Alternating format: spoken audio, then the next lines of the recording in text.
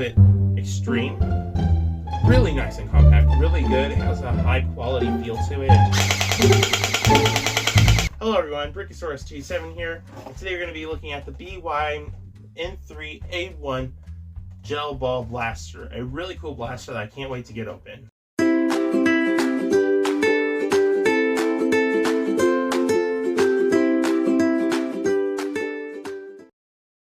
Alright, so let's get this open and see what we have.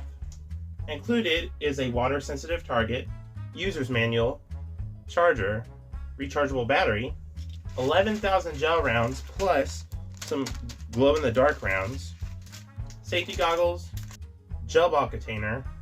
I think this is an attachment point for the stock, I'll have to check. The stock itself, magazine, and the blaster. Now there is some assembly required, but first we have to get our gel rounds ready and charge the battery. So it appears that this battery is fully charged, which is awesome.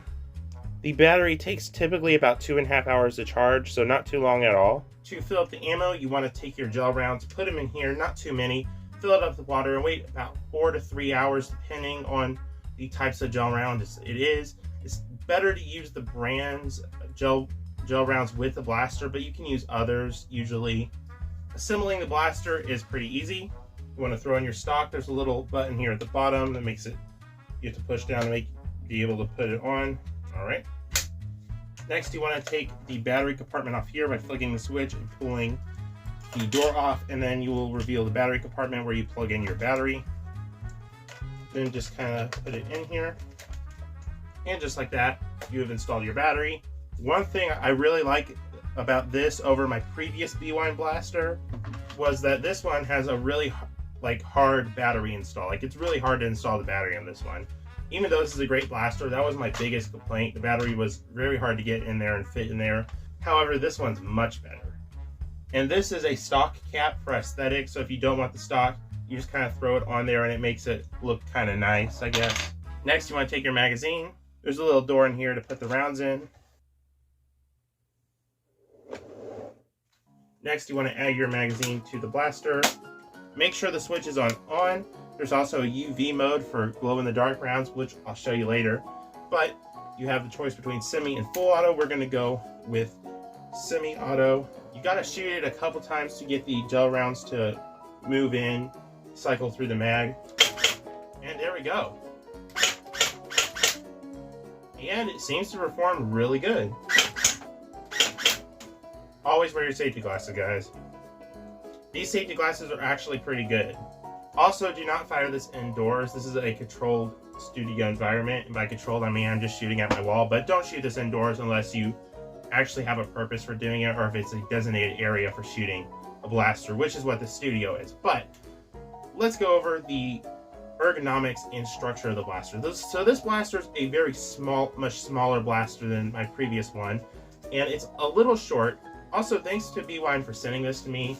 Really appreciate it. But very, very short little stock. It's not too bad, but it is, in my opinion, a little short.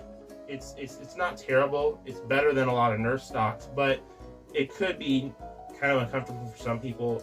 But overall, it's pretty good. I wish they extended a little bit. The look of the blaster is really nice and compact. Really nice and compact. Really good. It has a high quality feel to it. Very comfortable. Very ergonomic, very good looking. Really just overall a great looking blaster. Woo, that's a little bit extreme. So yeah, this is great. But there's only one way to see if it's really good, and that is to take it out to the range. Alrighty guys, I'm out here with the gel blaster now. One thing I was gonna do was do a range test during the day, but I thought it would be better to do it kind of when it's darker out so you can see the glow in the dark rounds a little bit better. Of course, I'll do an inside firing test where it's pitch black. But yeah, let's see how well these work.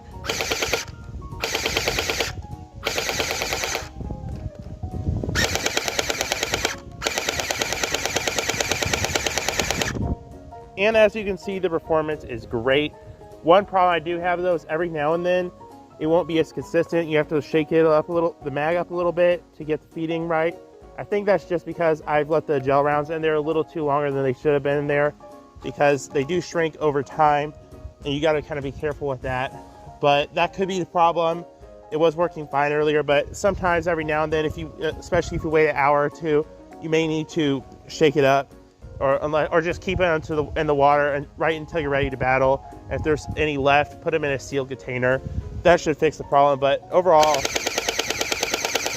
performance is great. Let me try semi-auto. It's a little harder with the feeding and stuff, but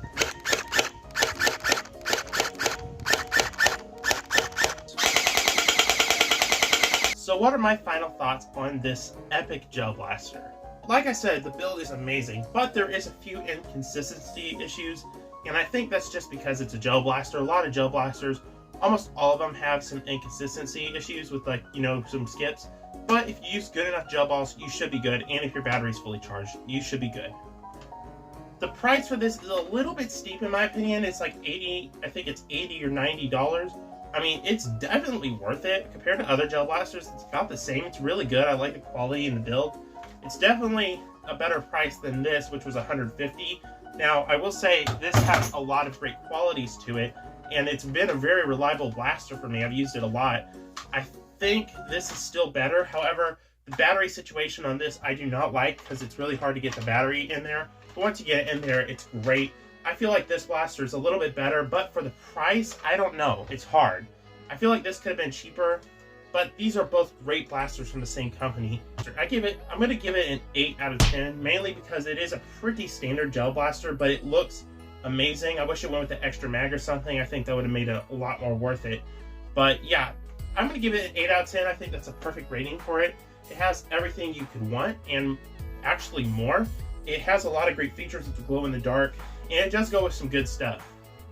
Anyway guys, thank you so much for watching. I'll see you in the next one. Bye bye. My junk drawer, my junk drawer. So many things I don't know what they're for, but I won't let it go. No, I will add more useless little things to my junk drawer.